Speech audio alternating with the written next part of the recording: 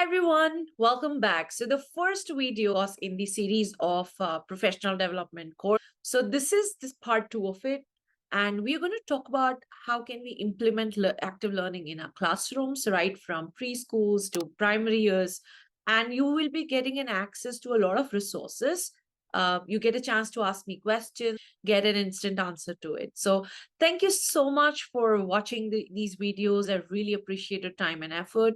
And this is sort of only not only just encouraging me to bring in more videos, but also showing me that there is a bunch of people who are still interested in upgrading themselves, on working on their quality and providing quality education to children. Because if you are willing to learn more, what matters is your time, which is more than money. You're like investing your time watching this and really committed to sort of learn and take things to your classrooms and implement it and then come back for the next video. That's commendable. So thank you so much. And this gives me a lot of hope that we do have people existing in this education world wherein people really want to bring change.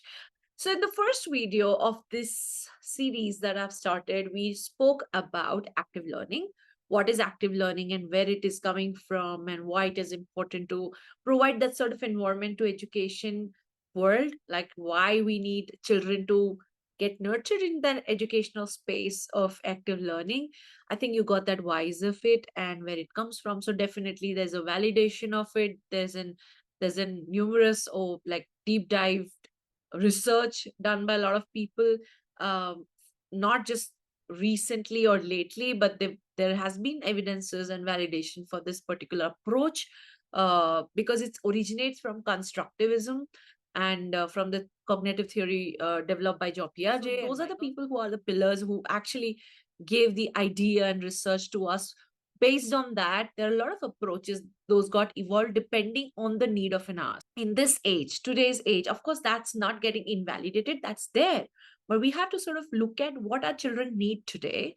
So active learning is a process where teachers and children together participate in the learning experiences that they might have, and children get an opportunity in exploration with the materials, people, and the environment around the areas, the space that they are in, and that's all with their own experiences. They build their own understanding and knowledge of the world based on their hands-on experiences, by learning, by doing it themselves and by exploring things as a first-hand experience that they might have. So active learning is a simple process where teachers just not sort of teaching.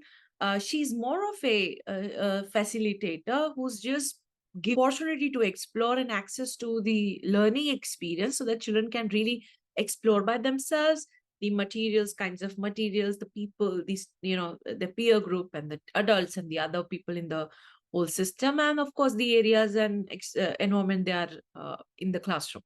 So that's what active learning is all about. But it's just not that simple. We adults are so well trained and ingrained in giving instructions to people that we lack patience in really waiting for children to attempt something.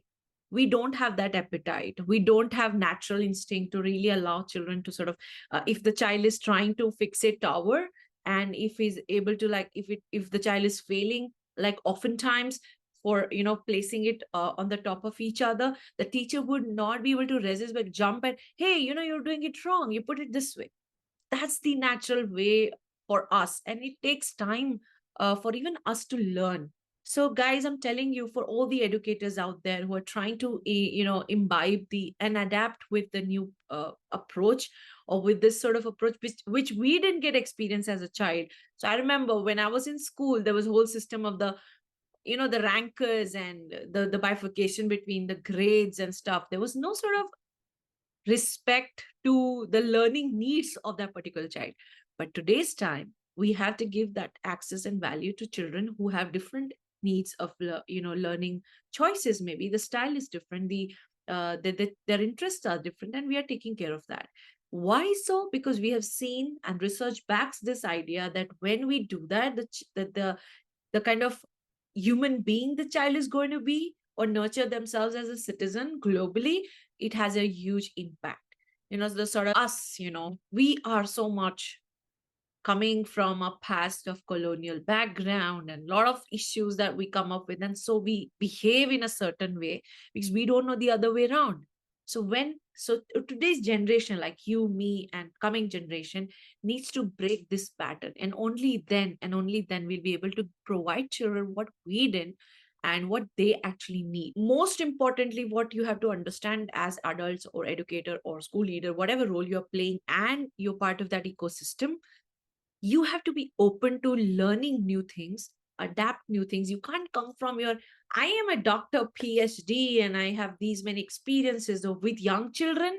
Doesn't work.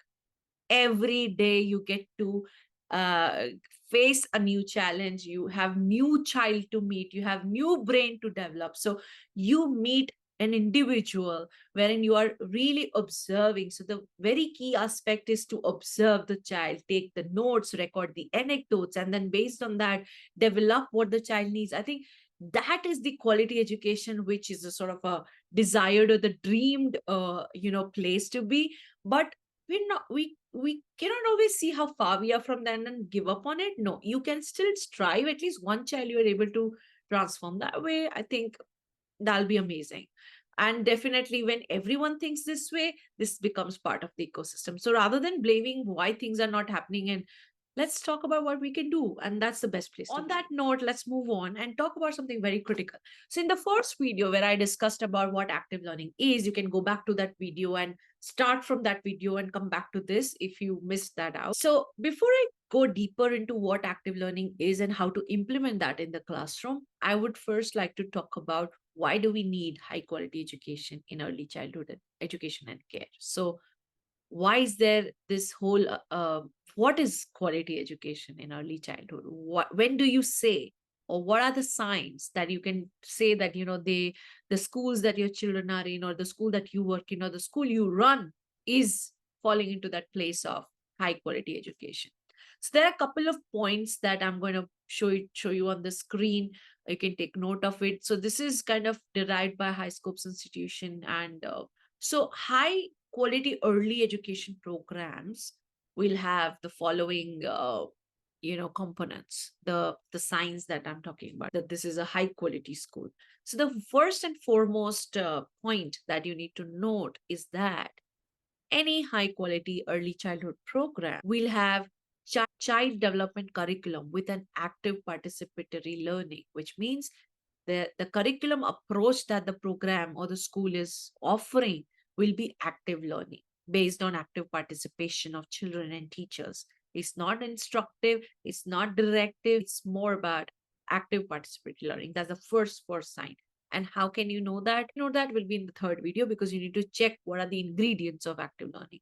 So anyway, we'll go to that next level, but hold on. First, know that the curriculum approach of that school, the child development curriculum, will be one structure which is followed by everyone. There's one map, there's one sort of a directive for teachers. Okay, these are the learning goals, these are the developmental milestones, these are the content areas we need to touch upon. So this is all structured and it is implemented in an active participatory learning. We'll dig down deeper into it later, but first point is this, so note that down. The second point will be there'll be like low enrollment rate. So basically it would be like one adult handling about 8 to 10 children, or maybe less is always good. But if you look at, I know that people are not doing preschool for a social cause, they are doing it to sort of make it running. So I definitely get that. So in that, you need to see that it shouldn't exceed 10 children for one adult in one room, so that they have that enough attention and individual attention that's required for the child in this age group, it's given. So there's this low enrollment limits for one adult per class, like and it is promoting individualized attention. So basically it's to nurture that. And no matter what the size of the room is, one adult, maximum to 10 children if the children are between toddlers are very young, but 2 to 6 7 age, 6 years is the maximum, so you can take that, right? And if you can afford, continue till 18.